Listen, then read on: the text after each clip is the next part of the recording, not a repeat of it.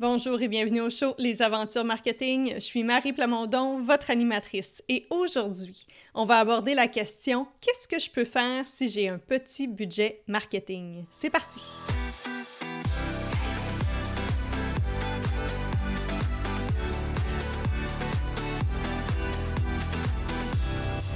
On est plusieurs à avoir l'impression qu'il faut avoir un gros budget marketing pour pouvoir faire des ventes facilement.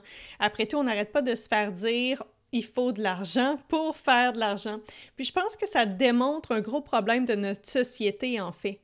Celui qu'on est très impatient. C'est pour cette raison-là aussi que plusieurs personnes pensent qu'ils ont besoin d'avoir un gros budget marketing pour atteindre leur objectif, puis ils pensent aussi qu'ils ont besoin de faire de la publicité, donc de dépenser une grosse partie de leur budget marketing en budget publicitaire, en placement publicitaire. Ces gens-là, souvent, vont voir la publicité comme étant un shortcut, une façon, dans le fond, de propulser leur message plus loin et plus vite. Mais il ne faut pas oublier que quand on fait de la publicité, que ce soit sur Facebook, sur TikTok, à la radio ou sur Spotify, sur Google ou même dans un magazine, il y a la partie, en fait, la plus grande partie du budget va aux médias directement.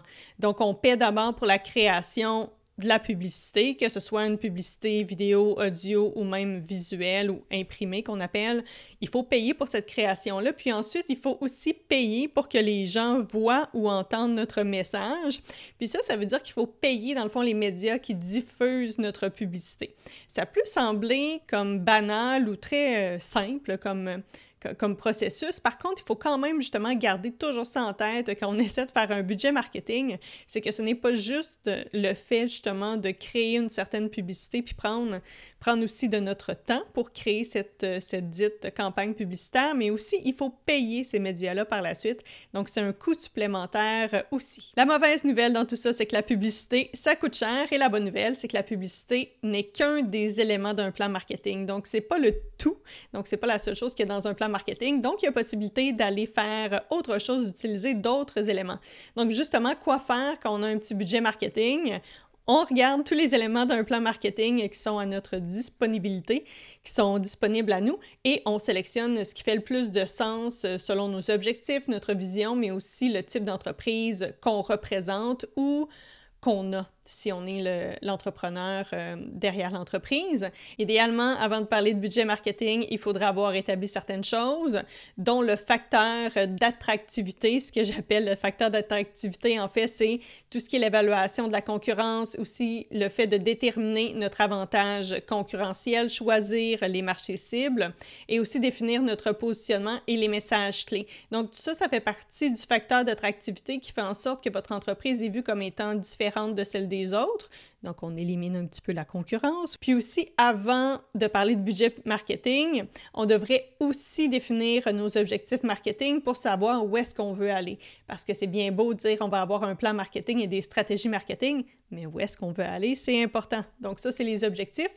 Parce que dans le fond, il faut voir nos objectifs marketing comme étant une boussole, justement, pour savoir où est-ce qu'on s'en va. Et aussi, dans un monde idéal, c'est après avoir fait tout ça qu'on commencerait à parler de la stratégie marketing, dont fait partie, en fait, le budget marketing. Donc, on fait quoi pour définir la stratégie marketing? On crée plusieurs stratégies, en fait, parce que on voit souvent le terme stratégie marketing, mais en réalité, ça devrait inclure bien plus que la promotion ou la communication d'une offre ou même d'une entreprise. Ça devrait inclure des stratégies de produits, de prix, de promotion et de place. C'est ça qu'on appelle le marketing mix ou les 4 P. Donc, les 4 P, je le répète, produit, prix, promotion, place. Ici, ou aujourd'hui, en tout cas, on va se concentrer sur le 3e P, qui est vraiment la promotion ou la communication, dépendamment comment on veut l'appeler. Mais promotion, on peut inclure tout ce qui est de la communication à l'intérieur de ça. Maintenant, on va parler de comment faire pour choisir ces activités de promotion, justement. Selon moi, la meilleure façon, en fait, de déterminer c'est quoi les activités de promotion qu'on devrait faire, c'est de se poser la question suivante. Où sont les futurs clients de l'entreprise? Parce que j'ai eu beau écrire les meilleurs articles LinkedIn, des articles étoffés, tout ça, vraiment rechercher. Si mes futurs clients ne les lisent pas, c'est du temps perdu, puis ça ne va pas m'aider à atteindre mes objectifs marketing. Non seulement ça, mais en se posant la question « Où sont les futurs clients d'une entreprise précise? » On ouvre nos horizons sur des activités de promotion qui sont trop souvent oubliées. Puis là, je vais vous donner quelques exemples sous forme de questions, en fait, vraiment pour voir si de votre côté, il n'y a pas déjà des choses qui sont possibles pour votre entreprise qui ne seraient pas de la publicité. Donc, première question, avons-nous déjà des réseaux de clients potentiels qu'on sous-utilise? Genre liste de courriels, groupe Facebook, partenariat avec d'autres organisations des fois. Rappelez-vous qu'il coûte beaucoup plus cher d'aller chercher des nouveaux clients comparativement à renouveler ou fidéliser un client. Une autre question que vous pourriez vous poser, c'est y a-t-il des organisations qui parlent déjà à nos marchés cibles? Vous pourriez faire, par exemple, une collaboration avec une organisation en présentant bien comment une telle collaboration pourrait aider cette organisation-là, puis aussi comment ça pourrait aider ses abonnés, ses fans, dépendamment comment vous voulez les appeler. Évidemment, l'organisation peut vous demander quelque chose en échange de la visibilité qu'elle vous offre. Ça pourrait être de l'argent, ça pourrait être un échange de visibilité, dépendamment des objectifs justement de cette organisation-là. Peut-être ça pourrait être pertinent que vous aussi, vous leur donniez de la visibilité. Ils pourraient aussi vous demander un montant pour chaque nouveau lead, par exemple. C'est des choses qui se font régulièrement. Une autre question que vous pourriez vous poser, pouvons-nous prendre position sur un sujet? Les relations publiques, c'est beaucoup plus que faire un communiqué puis dire qu'il y a eu une nomination, une nouvelle personne comme personne dirigeante d'une entreprise. Ça va vraiment au-delà de ça. Les entreprises qui prennent position, on l'a vu dans le premier épisode, en fait, quand on a parlé de Patagonia. Donc, je vous invite à écouter cet épisode-là si vous l'avez manqué. Mais les entreprises, justement, qui prennent position sur des sujets chauds, généralement des sujets sociaux, par exemple, des sujets sociaux, oui, merci Marie. C'est des entreprises qui sont généralement félicitées, justement, pour leur courage, puis ils sont félicités de quelle façon? Avec de la publicité gratuite dans les médias. Donc, évidemment, c'est pas n'importe quelle nouvelle que les médias vont utiliser, oui, pour leurs médias, puis offrir la visibilité gratuite. Il y a vraiment un art, justement, sur comment bien pitcher son sujet aux médias. Puis quand je parle de médias, il y a les médias traditionnels, mais aussi de nos jours, il y a d'autres types de médias. Par exemple, oui, il y a les magazines, les journaux, les émissions de radio, de télévision, tout ça. Donc ça, c'est vraiment plus traditionnel, mais si on y va un petit peu plus contemporain, si on veut, ça pourrait être, par exemple, sur un blog qui est très lu. Ça pourrait être un podcast, par exemple. Ça pourrait être une chaîne YouTube. Ça pourrait être... On parle parfois d'influenceurs. On peut le voir aussi comme ça, mais un influenceur, comment moi je vois ça du moins, c'est que c'est une seule personne, tandis qu'ici, c'est plutôt avec une autre organisation. Donc, est-ce qu'il y a d'autres organisations, justement, qui parlent peut-être justement du sujet sur lequel vous voulez prendre position? Pensez à ça ici. Une autre question que vous pouvez vous poser, avons-nous un moyen de communiquer individuellement avec nos futurs clients? On se fait tellement parler d'automatisation en marketing que je pense qu'on a oublié, en fait, plus que je pense, on a oublié définitivement le côté humain, la relation humaine. J'ai comme l'impression qu'on veut aller un petit peu trop vite maintenant, puis on veut faire le plus d'actions possible marketing en délaissant justement tout ce qui est un petit peu plus, c'est ça, le travail individuel puis la création d'une réelle relation et non une relation par les outils électroniques qu'on a. Donc oui, l'interaction individuelle, on pourrait dire que ça coûte plus cher parce que ça demande plus de temps et d'énergie, évidemment.